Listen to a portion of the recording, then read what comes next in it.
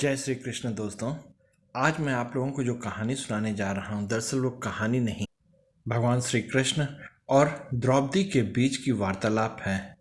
जिस समय द्रौपदी 18 दिनों के युद्ध के बाद दुखी हो गई थी, उस समय श्री कृष्ण उनसे जब मिलने गए तब उनको सांत्वना देते हुए कहा था कि कैसे तुम इस युद्ध को चाहती तो इसका दूसरा परिणाम हो सकता था। तो आइए आप लोगों को उसके बारे में कुछ बताते हैं। 18 दिनों के युद्ध ने द्रौपदी की उम्र को 80 वर्ष जैसा कर दिया था। द्रौपदी कृष्ण को देखते ही दौड़कर उनसे लिपट जाती है। कृष्ण उसके सिर को सहलाते रहते हैं और रोने देते हैं। थोड़ी देर में उसे खुद से अलग करके समीप के पलंग पर बैठा देते हैं। द्रौपदी, यह क्या हो गया सखा? ऐसा तो मैंने नहीं सोचा था।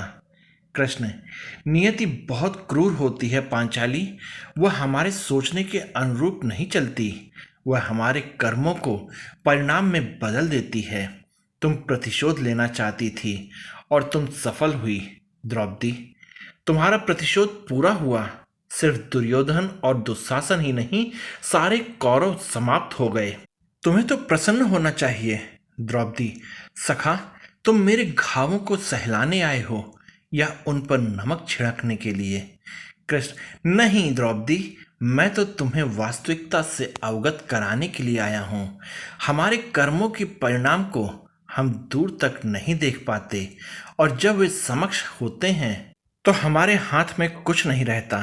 द्रौपदी, तो क्या इस युद्ध के लिए पूर्ण रूप से मैं उत्तरदायी हूँ कृष्ण? कृष्ण, नहीं द्रौपदी, तुम स्वयं को इतना महत्वपूर्ण मत समझो, लेकिन तुम अपने कर्मों में थोड़ी सी दूरदर्शिता रखती तो स्वयं इतना कष्ट नहीं पाती। द्रौपदी, मैं क्या कर सकती थी कृष्ण? तुम बहुत कुछ कर सकती थी। कृष्ण, जब तुम्हारा स्वयंवर हुआ तब तुम कर्ण को अपमानित नहीं करती और उसे प्रतियोगिता में भाग लेने का एक अवसर देती तो शायद परिणाम कुछ और होता। इसके बाद जब कुंती ने तुम्हें 5 पतियों की पत्नी बनने का आदेश दिया तब तुम उसे स्वीकार नहीं करती तो भी परिणाम कुछ और होते। और उसके बाद तुमने अपने महल में दुर्योधन को अपमानित किया कि अंधों के पुत्र अंधे होते हैं। वह नहीं कहती तो तुम्हारा चीरहरण न होता। तब भी शायद परिस्थितियां कुछ और होती।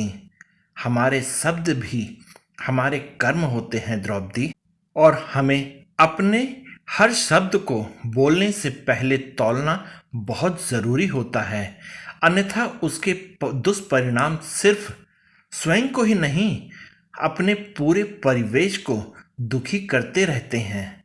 संसार में केवल मनुष्य ही एक ऐसा मात्र प्राणी है जिसका जहर उसके दांतों में नहीं, शब्दों में है। इसलिए शब्दों का प्रयोग सोच समझ कर करें। ऐसे शब्द का प्रयोग कीजिए जिससे किसी की भावना को ठेस ना पहुंचे, क्योंकि महाभारत हमारे अंदर ही छिपा हुआ है।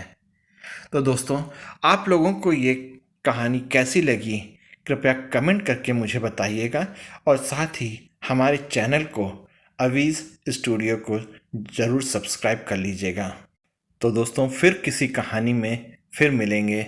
सबको राधे राधे और जय हिंद दोस्तों।